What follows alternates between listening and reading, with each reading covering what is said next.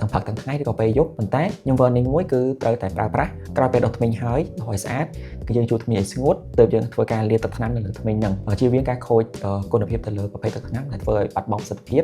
ហើយមួយវិញទៀតគឺពេលយើងខាំហើយពេលយើងដាក់ខាំពុំហើយគឺយើងអាចធ្វើការគេងយើងចាំបាច់ដើរឬក៏អង្គុយឲ្យធ្វើអាចធ្វើឲ្យហៀទឹកមាត់ចេញមកចឹងទៅប៉ះនឹងទឹកប្រភេទថ្នាំចឹងទៅធ្វើឲ្យបាត់បង់ប្រសិទ្ធភាពថ្នាំចឹងនេះគឺជាឈុតខាំពុំធ្មេញស brand Water Dotty ហើយក្នុងមួយឈុតហ្នឹងគឺបងប្អូននឹងទទួលបានតាក់ទងទៅនឹងម៉ាស៊ីនចំនួន1ម៉ាស៊ីនខាំពុំតាក់ទងទៅនឹងกระดาษណែនាំជាភាសាខ្មែរខ្សែឆ្លងសាតាក់ទងទៅនឹង PHP strap ដែលជាប្រភេទបិទធ្មេញសម្រាប់ធ្មេញធម្មតាយើងអាចធ្វើការបិទធ្វើធ្មេញសឬគឺជាតាក់ទងទៅនឹងការវាស់ធ្មេញថារបស់យើងហ្នឹងនៅលេខទីម៉ានបន្ទាប់ពីយើងខាំហើយគឺសបានដល់លេខទីម៉ានចឹងទៅមួយវិញទៀតតាក់ទងទៅប្រភេទទឹកថ្នាំយើងមាន4 tip ដែល3 tip នេះគឺជាប្រភេទទឹកថ្នាំខាំពុំហើយមួយ tip នេះវិញគឺជាទឹកថ្នាំដែលការពារធ្មេញបើសិនជាបងប្អូនធ្មេញខ្សោយខ្លាំងឬក៏ស្រាវបងប្អូនអាចខាំប្រភេទទឹកថ្នាំនេះបានមុននឹងយើងខាំប្រភេទឈុតខាំពុំនេះហើយតាក់ទងទៅនឹងក្នុងឈុតនេះវិញដែរមានតាក់ទងទៅនឹងប្រភេទម៉ាស៊ីននេះហើយនេះគឺជាប្រភេទជើងចាំងសាក wireless ដែលយើងអាចធ្វើការដោតតាក់ទងទៅនឹងប្រភេទ Type C ដែលប្រភេទខ្សែ Type C ហ្នឹងគឺយើងអាចធ្វើការយកពីក្នុងប្រអប់នេះបានហើយនេះជាប្រភេទខ្សែ Type C ដែលយើងអាចធ្វើការដោតតាក់ទងនឹងប្រភេទជើងហ្នឹងដើម្បីធ្វើការសាកថ្ម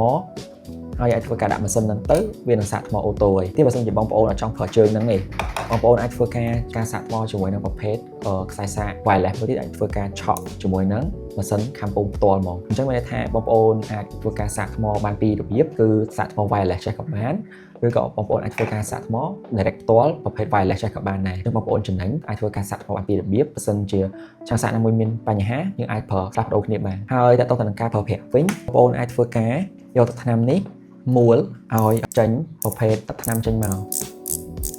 នៅពេលដែលបងប្អូនត្រូវខាំពុំគឺសម្រាប់អ្នកធ្មេញធម្មតាទៅអ្នកពុតធ្មេញពេលដែលយើងមួល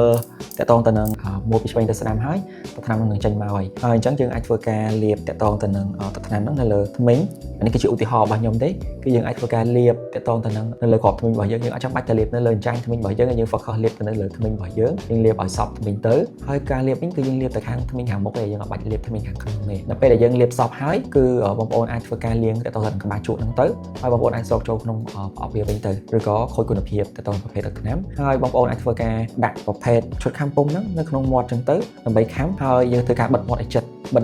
ជៀសវាងការសាយពលឺចេញមកក្រៅហើយយើងអាចធ្វើការបើកភ្លើងទៅដើម្បីដំណើរការដល់ពេលដែលគ្រប់16នាទីគឺវានឹងធ្វើការបិទអូតូហើយបងប្អូនអាចធ្វើការខ្ពុលមាត់ចេញបានដូចជាការស្រេចមួយវិញទៀតតើតើទៅនឹងការបិទធ្មេញវិញធ្វើការមើលតើតើទៅនឹង step នៃការប្រើប្រាស់វិញគឺយើងអាចធ្វើការបកប្រទេសត្រង់នេះយើងអាចបិទនៅខាងលើភេទមានកែមនៅខាងក្រោមនេះតិចយើងអាចធ្វើការបិទនៅខាងក្រោមយើងចាំរយៈពេល30នាទីហើយនៅពេលដែលយើងខាំពុំហើយយើងអាចខ្ពុំមកចេញហើយរួចជាការស្រេចហើយតែតើទៅនឹងការបិទខ្ញុំណែនាំខ្លះតើទៅនឹងការបិទតែតើទៅនឹងប្រភេទនេះវិញគឺយើងអាចធ្វើការបិទនៅខាងលើ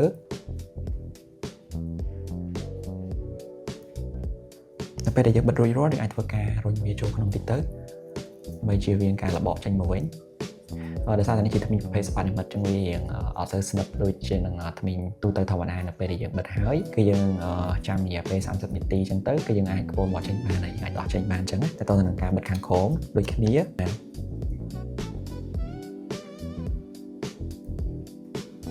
ហើយយើងអាចបត់នេះចូលក្នុងមកជាការរបូតហើយយើងអាចធ្វើការខាំជាបានបន្ទាប់ពីរយៈពេល30នាទីហើយគឺយើងអាចខ្ពុំមកចេញបានហើយមកវិញខ្ញុំបញ្ជាក់តើតើទៅនឹងការខាំពុំហ្នឹងគឺយើងអាចធ្វើការខាំបាន